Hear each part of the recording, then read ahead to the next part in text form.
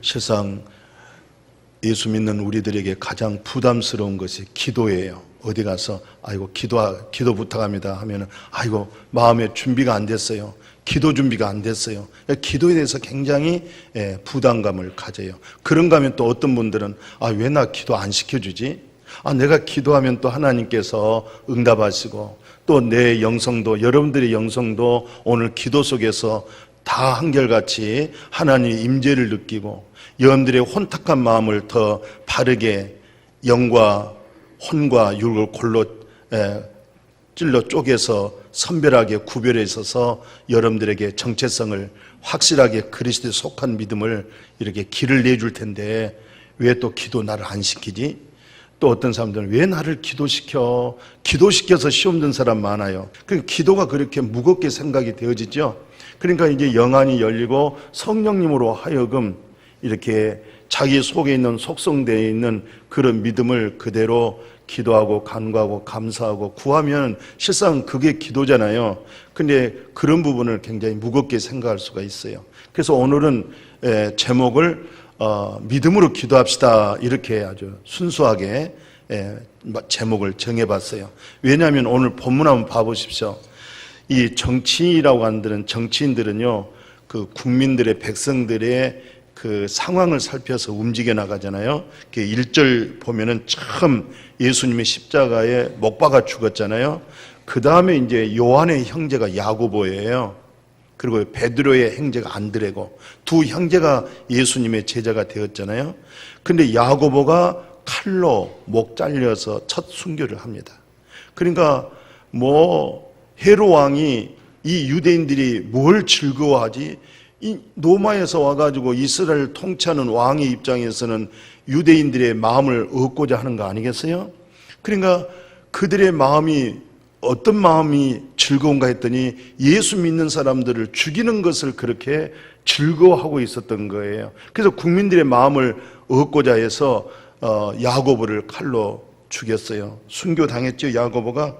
그랬더니 그 다음에 그 3절에 보니까 반응이 얼마나 좋은지 유대인들이 기뻐하잖아요. 잔인하죠. 야고보가 무슨 정치범도 아니고 무슨 살인범도 아니고 강도 도둑도 아니잖아요. 단지 죄라고 하는 것은 하나님을 찬양하고 예수 그리스도를 증거한 외에 아무 죄가 없어요. 근데 그걸 싫어하는 유대인들 입장에서는 그 야고보를 죽이니까 그렇게 기뻐하고 또 헤롯 왕이 좀 더 유대인들의 마음을 얻고자 해서 이제는 베드로를 죽이려고 하는 거죠. 그래서 3절에 베드로를 잡으려고 하잖아요. 근데 마침 6월절 행사가 있어서 손을 댈 수 없었어요. 그래 지났지만 바로 4절 보십시오. 즉각 잡아가지고 옥에다가 집어넣었잖아요. 근데 이제 왜 바울이 스스로 이렇게 죄인 아니면서도 죄인으로서 이렇게 로마에 끌려가냐면요. 그 당시 이제 제수가 감옥에 들어가면 우리는 그 자물통을 걸어 잠가 놓고 제수가 이제 감옥에 있잖아요. 근데 이때 당시에 제수를 어떻게 관리하냐면 그 제수를 관리하는 사람의 손목하고 제수하고 같이 수갑을 같이 채워요. 그리고 2명씩 3개조로, 그러니까 하루에 6명이 한 사람을 지키는 거예요. 3교대 하면서 그 다음에 제수 함께 쇠사슬을 묶어놓기 때문에 도망갈 수가 없는 거죠. 그래서 이제 바울이 그걸 깨달았던 거예요. 옳지, 내가 복음을 전할 수 있는 길은 내가 감옥에 들어갔을 때 3교대 하면서 저들이 같이 감옥에 있을 때 내가 복음을 전해야 되겠다. 참 대단한 사명감입니다. 3교대면 6명인데도 또 조가 또 있잖아요. 다른 조가 또 들어오잖아요. 그러면은 몇십 명이 될 줄 모르는 거예요. 그들에게 집중적으로 복음 전하려고 하는 거예요. 그럼 오늘도 베드로가 오늘 본문에 보니까 제수들과 같이 쇠사슬에 묶여 있어요. 3교대로 된다고 돼 있잖아요. 그런데 지금 이 소식을 듣던 교회에 나타나는 현상들이죠. 5절에 보니까 교회는 그를 위하여 뭐합니까? 기도하는 것이 아니라 간절하게 기도하고 있어요. 간절하게. 누구를 위하여? 베드로를 위하여. 또 너무너무 지금 예수 믿는 아주 핍박, 아주 어려운 그런 상황에 직면했습니다. 또 역시 지금 베드로가 이제 하나님의 이들의 기도를 통해서 응답에서 나왔어요. 그 어디로 가냐면은 그 12절에 마가네 집이 있죠. 마가복음을 썼던 마가의 집. 그 오순절 성령을 받았던 그 장소가 마가의 다락방 집이잖아요. 역시 마가네 집에 갔더니 사람들이 거기서 모여서 뭐 하고 있어요? 막 기도하고 있어요. 근데 기도하고 있는 그 방문을 두들겼잖아요, 베드로가. 그때 이제 신부름하는 한 자매가 나와서 문을 열어봤더니 베드로가 나와 있는 거예요. 그렇게 간절하게 기도했는데 베드로 선생이 감옥에서 나와 있는 거예요. 너무 기뻐서 문도 차마 열지 못하고 지금 기도하고 있는 성도들을 향하여 막 외칩니다. 베드로 선생님이 나왔습니다. 베드로 선생님 지금 집 방문 밖에 있습니다. 외쳤더니 그 사람들이 하는 반응입니다. 뭐라고 얘기하냐면은 15절에 얘가 미쳤구나.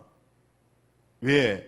아니 베드로 사도가 지금 감옥에 갇혀 있는데 어떻게 나왔냐 이 말이. 너 혹시 정신이 잘못 헷갈리지 않느냐 지금 이렇게 얘기하고 있어요. 이런 걸 볼 때 참 우리가 그래요. 그렇게 기도해놓고 딱 응답이 됐으면 이것이 기도에서 온 거야 어쩐 거야 의심하는 사람이 참 많습니다. 나중에 확인하고 나서 이제 16절에 베드로의 천사가 아니고 진짜 베드로가 나오셨구나 뒤늦게 이제 믿는 거잖아요. 그래서 이 기도라고 하는 거예요. 이 시간에 기도에 대해서 짧은 30분 동안 어떻게 말씀을 다 드리겠어요. 그러나 아주 간단하게 단순하게 이렇게 하면 기도가 응답이 되는 겁니다. 기도는 이렇게 하는 것입니다 라고 하는 생각 가운데서 첫째는 뭐냐? 기도와 믿음은 하나입니다. 그러니까 믿음과 행위는 하나가잖아요. 믿음에서 행위가 되잖아요. 믿음에서 행위. 그 어떤 믿음에 따라서 그 행위가 되어지는 거예요. 그리스도의 능력되어진 믿음 되어 있으면 그리스도의 능력된 행위가 나오는 거잖아요. 그러니까 믿음과 행위는 하나다. 행위를 더 강조하기 위해서 믿음을 강조했던 것이고 믿음을 강조한 것은 그 행위가 믿음에서 나왔다고 하는 사실을 말하기 위해서 야고보 선생은 행위를 강조했고 로마서 바울의 서신 내용에 보면은 믿음을 강조했어요. 그러나 오늘 역시 믿음과 기도는 하나예요. 내가 그만한 믿음이 되어졌을 때에 그만한 기도의 내용이 쏟아져 나오겠죠. 그만한 믿음이 되어지면 그만한 확신된 기도를 선포할 수가 있어요. 그러니까 어떤 믿음에 따라서 깊이 있는 믿음이 나오고 어떤 믿음에 따라서 기적과 표적이 나타나는 역사가 있을 수가 있는 것이죠. 그러나 오늘 본문에 봤을 때는 그렇게 간절하게 믿었지만서도 사실적으로 현실 속에서는 그럴 수 있나? 이렇게 믿을 수 없는 이것이 연약한 인간의 모습인 것 같아요. 그러면 우리 기도에 대해서 예수님은 이런 말씀했어요. 한 번은 이제 예루살렘에 입성하는 중에 무화과나무 곁에 가서 무언가 열매를 좀 얻어보려고 했는데 열매가 없었어요. 그때 예수님이 무화과나무를 저주하고 예루살렘에 올라갔어요. 그리고 이제 밤늦게 이제 내려오다가 그 아침에 나갔는데 어제 예수님이 그 선포한 무화과나무가 죽어가고 있는 거예요. 깜짝 놀랐어요. 제자들이. 어제 예수님 말씀 한마디에 싱싱했던 무화과나무가 죽어가니까 얼마나 놀라운 일입니까? 아유, 이거 제자들이 물은 거 이거 어떻게 된 겁니까? 이 무화과나무가 죽어가고 있으니까. 그때 물론 이제 영적인 상징은 그런 얘기해요. 이스라엘 백성들에게 열매를 기대했지만은 정말 하나님께서 원하는 신령한 그 열매가 안 맺어지는 거예요. 오늘 우리도 잘 생각해 봐야 돼요. 그 어떤 일에 충성하고 일에 상실하는데 가정을 잃어버린 사람이 있어요. 사랑하는 아내를 잃어버리고 또는 남편을 잃어버리고 또 하나님이 맡긴 자녀들을 소홀히 할 수가 있어요. 뭐 때문에? 일 때문에. 그 일의 딜레마에 빠져 있는 거예요. 일의 성취감에 만족을 갖고 일의 성취에 기쁨을 갖고 있는 거예요. 그러고 나서 자기 망가지고 가정 망가질 수도 있어요. 또 예수 믿는 것도 그래요. 이렇게 여러 가지 일하고 그런 나타난 거 있잖아요. 그런 것으로 즐거워하고 기뻐하는 것으로 생각하고 있어요. 근데 예수님이 그러잖아요. 나는 너희들이 알지 못한 음식을 먹었다고 할 때 제자들이 누가 갖다 드렸을까? 또 하나님 이름 뭘까? 하나님의 아들을 보낸 자, 믿는 것이 하나님의 일이잖아요. 정말 예수는 나의 그리스도요, 그리스도라고 하는 그 믿는 믿음에서 동행하고 그것이 기도고 그것이 영적 호흡인데 그 일은 하지 아니하고 그 기쁨을 갖지 아니하고 그 믿음 안에 있지 아니하고 다른 것으로 기뻐하고 즐거운 거 있죠. 이것도 문제죠. 내 모든 가정은 잃어버리고 어떤 일에만 도취돼가지고 일에 바빠가지고 일의 성취감에 빠져버린 사람이 있어요. 그리고 실질적인 것은 잃어버린 사람이 있어요. 놓친단 말이죠. 오늘 우리의 신앙도요, 여러 가지 교사도 하고 찬양대도 하고 여러 봉사하고 직분 맡아서 수고하지만은 진짜 하나님의 일이라고 하는 것은 예수는 그리스도시요, 그리스도가 나의 구원자시요, 그 진리 안에 믿는 믿음으로 사는 거, 그게 하나님의 일이라는 사실을 아셔야 돼요. 우리는 그런 부분을 놓치고 다른 일 때문에 실족하고 거기에 성취감을 갖고 그럴 때가 많습니다. 항상 기도가 뭐냐? 잘 알죠. 영적 호흡이라고 그러잖아요. 영적 호흡이 뭐냐? 그리스도와 동행하는 거잖아요. 영적 호흡이 뭐냐? 그리스도의 진리의 말씀으로 호흡하고 살아가는 것이 조의 생명, 예수 안에 있는 하나님의 생명이거든요. 그런 믿는 믿음이 되어져야 될 줄로 믿습니다. 지금 이 말씀은 상당히 쉽게 얘기하면 좀 고급스러운 말씀이에요. 영성에 깊이 있는 말씀입니다. 또 예수님이 무슨 말씀을 하셨냐면은, 예수님이 변hen산산에 올라가서 기도 중에 있었는데 내려오다 보니까 막 사람들이 웅성웅성하고 있어요. 자녀가 심각한 문제가 있었어요. 물만 보면 물속에 빠져버리고 불만 보면 불 속에서 미끄러지고 불 속에 뛰어들어가고 부모의 마음이 얼마나 안타깝겠어요. 그 아이를 갖다가 예수님의 제자들에게 데려와서 고쳐달라고 부탁했는데 제자들이 손을 못 대는 거예요. 그때 예수님이 내려오셔가지고 뭐 하고 있느냐? 지금 이런 상황이에요. 공경에 지금 제자들이 빠져있잖아요. 그때 예수님께서 그 아이의 속에 들어있는 더러운 귀신 있잖아요. 이 더러운 귀신을 쫓아버렸어요. 그냥 그리스도의 진리로, 그리스도의 말씀으로, 우주 만물을 창조하신 말씀의 권능으로 더러운 귀신아 나와라 했더니 그 아이 속에서 빠져나간잖아요. 그랬더니 그 아이가 멀쩡해져 버렸어요. 그때 제자들이 또 물었어요. 예수님, 선생님, 우리는 왜 못했어요? 우리가 그것 때문에 얼마나 쩔쩔매고 땀을 흘리고 긴장했는데, 그리고 예수님은 말씀 한마디에 해결되셨는데 우리는 왜 못했냐고 물었더니 다른 말씀 안 했어요. 기도 이외에는 이런 이유가 나갈 수가 없다. 기도가 바로 정말 살아계신 하나님으로 선포되어진 것이잖아요. 그래서 예수님과 사도들의 그 사역을 이렇게 훑어봤더니 어떤 사역이냐면은 거의 다 그렇습니다. 그 문둥병이라고 하는 환자 있잖아요. 이 요즘은 문둥병이라고 안 해요. 요즘 새로운 말로 사용하고 있어요.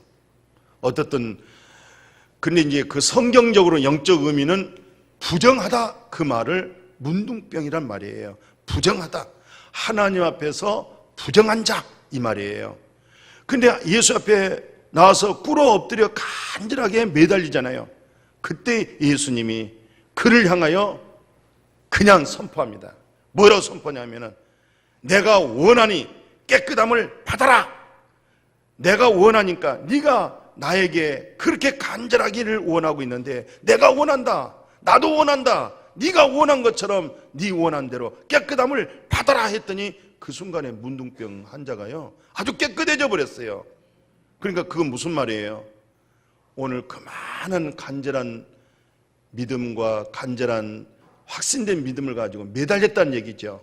매달리니까 손댈 필요도 없고 안수할 필요도 없는 거예요. 그냥 그 믿음을 그대로 예수님이 받아서 선포해줘 버리는 거예요. 오늘 설교 듣다가도요, 그만큼 간절함이 있고 사모함이 있는 사람은 어떤 진리 말씀에서 그냥 마음에 받아져 가지고 해결돼 버리는 거예요. 그냥 해결됩니다. 말씀에서 해결됩니다. 그런 은혜를 좀 체험하십시오. 이 마음에 이제 분함과 또는 뭐 여러 가지 아픔이 있잖아요. 근데 말씀 속에서, 말씀에서 마음이 사랑, 그 원통함과 분함과 억울함과 그 치밀어 올랐던 그 화가 순식간에 싹 사라져버리면서 놀라운 평화가 오는 거예요. 참 신기한 능력이죠. 이렇게 해서 주의 말씀 속에서 이런 놀라운 역사가 나타난구나. 그러니까 이 말씀이라는 것은 태초에 있는 말씀인데 우주 만물을 창조하신 말씀이고 사람을 생기를 불어넣을 수 있는 그 말씀이 마음에 들려질 때, 아들의 음성으로 들려질 때, 하나님의 말씀으로 들려질 때 우리가 무너지면서 그 말씀으로 소생하게 되어질 줄로 믿습니다. 기도는요, 정말 처음부터 뭐 기도 속에서 뭐 자기 발견하겠어요? 그러나 정말 기도하는 사람들, 정말 기도를 하고 또 하는 사람들 속에는 결국 무엇을 얻게 되냐면은 자기 자신을 발견할 수 있는 믿음을 갖게 되죠. 이렇게 내가 죄인이고 벌레 같은 죄인이고 이기적인 사람이고 욕심과 탄심으로 가득 아주 채워져 있는 모습이고 하나님과 예수를 통한 그 간절한 믿음 자체도 자기 욕망과 더러운 것을 추구하는 그런 기도의 신앙생활이었던 것을 발견하게 되어집니다. 그 속에서 자기를 부인하고 하나님을 찾는 그 믿음 속에서 어떤 은혜가 오겠어요? 자기가 낮춰질 때에 하나님으로 세워지는, 하나님께로부터 의로움을 얻게 되어지고요, 하나님께로부터 죄가 씻음받게 되어지고요, 하나님께로부터요 어떤 음성이 들려오냐면 나와 혐의가 되었던 사람들 있잖아요. 살다 보면은 저 사람 이 사람 뭐 이렇게 마음이 서로 이렇게 갈라지고 또 마음에 상처가 있고 아픔이 있는 사람들 있잖아요. 뭐 여러 가지 허물과 죄라고 생각되어지는 그런 일들이 마음에서 싹 사라지면서 형제를 용서할 수 있도록, 그게 진짜 기도입니다. 그러니까 보십시오. 야곱이 얼마나 가정적으로 어려웠어요. 집안이 막 뒤집어지고 정말 그 동네에서 살 수 없는 상황이 벌어진 거예요. 정말 진퇴양난입니다. 머무를 수도 없고 어디로 나갈 수도 없고, 그때 비로소 30년 전에 하나님을 만났던 베델로 올라가잖아요. 근데 올라갈 때 어떻게 올라갔어요? 올라가서 나서 너무너무 우리 가족들이 세속화되어지고 물질주의 되어져 있고 세속되어져 있는 것들을 전부 벗겨내잖아요. 바로 이렇게 세속화되어져 있는, 세상되어져 있는 의복이라든가 생각이라는 것을 싹 바꿔가지고 상수리나무에다 다 묻어버리고 하나님을 향해서 기도할 때 하나님 만나주시잖아요. 그 예배 받아주시잖아요. 그리고 주변들이 그 야곱을 추격하고 그 가족을 죽이려고 하는 그 마음들이, 사람들이 싹 마음이 제거되어진 거예요. 할렐루야. 하나님이 손대해 주시는 거예요. 최고의 기도는 뭐냐? 내 자신을 먼저 깊이 봐야 돼요. 내 욕심 아니냐, 내 탐심 아니냐, 나의 집착이 아니냐, 이런 걸 다 내려놓으십시오. 하나님을 얻으십시오. 그리스도를 소유하십시오. 그거 외에 큰 일이 없어요. 그것이 가장 큰 일입니다. 그게 하나님의 일입니다. 그것이 하나님이 주신 응답이에요. 우리가 기도한 사람 2사람 봤잖아요. 하나님을 잘 믿는다고 하는 율법주의자들, 얼마나 신앙생활에 돈독했습니까? 그는 여전히 하나님 앞에서 기도하기를, 하나님 저 질질 짜고 있는 세리와 같지는 않아요. 나는 일주일에 2번씩이나 금식하고 11조는 여전히 드리고 내가 감사 다 하고 있잖아요. 이렇게 높여 세우잖아요. 하나님 응답 안 하잖아요. 설령 좋은 일, 큰 일하는 것은 내가 나된 것은 하나님의 은혜다 이렇게 하시기를 축복해요. 내가 나된 것은 하나님의 은혜다. 나를 세우신 번자가 주님이시고 나를 온전케 하신 자가 주님이시고 나에게 복되게 해주신 자가 주님이시고 나를 세워서 일하게 하신 자가 주님이시고 그렇게 늘 주님으로 세워질 때에 주님이 당신을 세워서 일하게 되어질 줄로 믿습니다. 그래서 정말 좋은 기도, 참된 기도는 어떤 기도겠어요? 히스기야 왕 잘 아시죠? 히스기야 왕은 정말 훌륭한 왕이었어요. 대통령 중에서도 정말 히스기야 대통령은 정말 아주 존중받고 아주 또 하나님 앞에도 인정받고 그런 왕이었어요. 근데 원치 않게 병들었는데 죽을 병 걸린 거예요. 그건 정말 의사로도 안 되고 자유치유법도 안 되고 그것은 죽는 병 걸렸단 말이에요. 병 자체가 죽게 하는 병이란 말이죠. 치유가 안 되는 병이에요. 그것을 딱 정보를 듣고 히스기야 왕 좀 들어보세요. 그 말씀을 받는 순간에 정말 사람과 타협하지 아니하고 의학을 찾지 아니하고 하나님을 향하여 뭐라고 하냐면은 진실과 전심으로 하나님을 섬기고 진실과 전심으로 하나님을 섬기지 못한 부분들을 애통하잖아요. 나 낫게 해주세요. 치료해 주세요. 더 살게 해주세요. 그렇게 기도 안 하고 히스기야는 평소 하나님의 성전 중심으로 왕을 했어요. 근데 그 얘기를 딱 듣고 사형 선고를 딱 듣고 내가 어떻게 하면 더 살 수 있을까? 어느 병으로 갈까? 무슨 약을 먹어야 되겠어? 이렇게 하지 않고 그 말을 듣는 순간에 모든 걸 내려놓고 살아계신 하나님을 바라본 거예요. 하나님, 내가 하나님의 목전에서 진실과 전심을 다하고 성실하게 했다고 하지만은 그렇지 못한 부분을 발견하게 되어지잖아요. 그러면서 통회를 하는 거예요. 애통하는 거예요. 그 기도를 하나님이 들으시고 그 눈물을 하나님이 받으시고 15년을 더 살게 만들어 버렸어요. 할렐루야. 우리가 믿는 하나님은 살아계신 하나님이에요. 그러니까 기도라고 하는 말은 무슨 말이냐면은 겨자씨만한 믿음이 있느냐가 중요한 거예요. 그러니까 제자들이 예수님 왜 우리는 못했을 때 믿음이 적다고 그랬잖아요. 믿음이 적다고 하면서 예수님이 뭐라고 얘기냐면은 겨자씨만큼만 믿음이 있으면 그랬어요. 겨자씨라는 것은 정말 씨 중에 작은 씨띠다. 그런데 그게 이제 이스라엘 밭에 가봤더니 마침 제주도에 가면은 그 노란 꽃이 있잖아요. 그 꽃이 유채꽃 꼭 그런 모습이에요. 근데 상당히 커요. 이렇게 큰데 나르는 새들도 깃들고 근데 씨는 지극히 작아요. 근데 중요한 것은 뭡니까? 비록 작은 씨지만 뭐가 있겠어요? 생명이 들어있는 거예요. 오늘 우리 속에요 예수 안에 있는 그리스도의 생명, 하나님의 생명이 우리 속에 들어있기 때문에 겨자씨만한 믿음이 있다고 하면 무엇인지 원하는 대로 구하라. 그러면 이루어 주시리라. 그게 최고의 수준이 있는 기도는 어떤 기도냐? 너희가 내 안에 거하고 내 말이 예수님 입에서 나오는 말씀이 네 마음에 거할 때에 무엇이든지 원하는 대로 구하라. 그래 놓고는 결론이 그게 이루어진다는 거예요. 말씀이 너에게 이루어진다. 얼마나 놀라운 일이에요. 하나님께서 말씀으로 해를 달아놓고 말씀으로 별을 달아놓고 말씀으로 만물을 창조했잖아요. 말씀으로. 근데 그 말씀이 마음에서 이루어진다고 생각해 보십시오. 마음에 있는 더러운 사단 세상 신이 마음에서 떠나게 돼가지고 해와 같은 빛이 들어오고 별 같은 빛이 들어오고 하나님의 놀라운 나라의 영역 속에서 잡혀서 사는 것보다 더 큰 복은 없어요. 그게 가장 큰 축복입니다. 생각해 보십시오.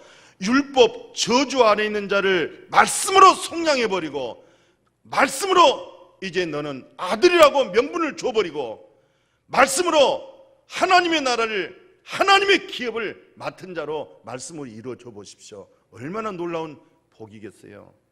어떤 말씀이 마음에서 이루어지도록, 말씀이 그대로 효염되어지도록, 약을 먹고 약에 대한 효과를 보면 좋잖아요. 그렇잖아요. 감기약, 무슨 탈이 생겼어요. 약을 딱 먹었더니 효과가 나타났어요. 아, 그 약 좋더라. 다른 사람들에게도 그 약 한번 사용해 보십시오. 아주 백방으로 아주 치유가 잘 됐습니다. 하나님의 말씀이 약이잖아요. 말씀으로 효과 보도록, 말씀으로 응답이 되도록. 아멘이요. 그러니까 결국은 목사님이 신방 가서 모든 개업 예배, 모든 것이 다 뭐예요? 말씀으로 예배 드리는 거예요. 말씀이 그대로 될 겁니다. 오늘 이 말씀이 그대로 풀릴 겁니다. 이 말씀이 하나님이 책임질 겁니다. 말씀을 믿으세요. 말씀은 하나님의 말씀이고 그 말씀을 이루셔서는 하나님이 영광 받으실 거예요. 당신은 그 말씀을 경험하게 되어질 것이고, 이제부터 당신은 말씀을 신뢰하고 말씀을 듣고자 하고, 당신의 믿음은 말씀에 속한 믿음이 될 겁니다. 이런 은혜가 임하는 거예요. 우리가 이제 기도란 것은 뭐 중보기도, 뭐 도고가 있고, 뭐 간구함이 있고, 이런 기도가 있잖아요. 근데 사도 바울이 이렇게 기도하는 목적을 그 디모데 전서에다가 말씀을 했어요. 보니까 2장 1, 2절에 보면 이런 말씀이 있습니다. 디모데 전서 2장 1, 2절에 보니까 내가 첫째 권하는데 뭘 권하냐면 사람을 위하여 간구하심, 기도하심, 도고하심, 감사. 근데 임금님들과 대통령과 높은 지휘자 있는 자들을 위해서 기도하라는 거예요. 왜 이렇게 이 사람들 위해서 기도해야 되겠어요? 그랬더니 하나님은 다 만민이 구원받기를 원하고, 두 번째는 진리를 알기를 원한다는 거예요. 그 대통령과 권세자들이, 돈 있는 사람이 정말 구원받기를 원하고 그들이 정말 참 진리를 알기를 원하기 때문에 그들이 구원받고 진리를 알기 시작하면 성도들의 삶은 굉장히 평온한 생활을 할 수가 있다는 거예요. 아멘. 평온한 생활을 할 수가 있어요. 이 남북 문제라든가 주변에 쌓여있는 이 강대국들 문제를 정말 권세자들이, 대통령이 이런 문제를 잘 하나님의 영감 속에 풀어내게 되어지면 우리 성도님들이 평온한 아주 경건한 생활을 할 수가 있어요. 그러나 이들은 정치를 바로 하지 못하고 여러 가지 혼란을 주게 되어지면 우리가 불안한 거예요. 안정이 안 되는 거예요. 그래서 중보기도 해라. 그래서 간구해라. 그래서 권세자들 있는 자리에서 일해라, 힘써라, 그런 얘기하는 거예요. 오늘 마지막으로요, 바울이 이런 얘기를 했어요. 다윗도 이런 얘기 했어요. 다윗이 뭐냐면, 기도라는 것은 내 짐을 좀 여호와께 맡겨버려라 그래요. 맡겨드리는 것이 그게 믿음이고, 그리고 주님을 신뢰한 것이 그게 기도예요. 아멘. 그러니까 시편 55편 22절에 내 짐을 여호와께 어떻게 하라? 맡겨버려라. 맡겨버려라. 그래야 하면 하나님이 네 짐을 붙든다는 거예요. 그리고 하나님이 이루어준 거 아니겠어요? 그럴 때, 맡겨졌을 때 내 마음은 요동이 없는 거예요. 그러니까 의심하는 기도는 마침 두 마음을 품는 거기 때문에, 두 마음을 품는 뭐냐? 마침 바람의 파도와 같은 거예요. 파도의 물결에 막 친 것처럼 마음의 파도같이 휩싸이는 거예요. 두 마음을 품지 말라는 거예요. 그런 마음은 정함이 없다는 거예요. 하나님을 믿는 마음으로 조금 늦더라도, 그래서 간절히 기도하고 간구했더니 어떤 역사가 오느냐? 네 마음이 지금 불안하지? 네, 불안합니다. 네가 깊이 기도해봐라. 그리하면 하나님의 평강이 네 생각하고 불안한 생각, 네 마음이 지금 안정되지 못한 불안한 마음, 이 마음을 하나님이 잡아주리라. 평강으로 네 생각을 잡아주고 네 마음을 그 평강으로 다스려 주리라. 그럴 때 영혼이 잘됨 것 같이 내 범사가 하나님의 손길에 함께해 주실 줄로 믿습니다. 믿음의 기도를 드려지기를 축복합니다. 거룩하신 하나님, 감사합니다.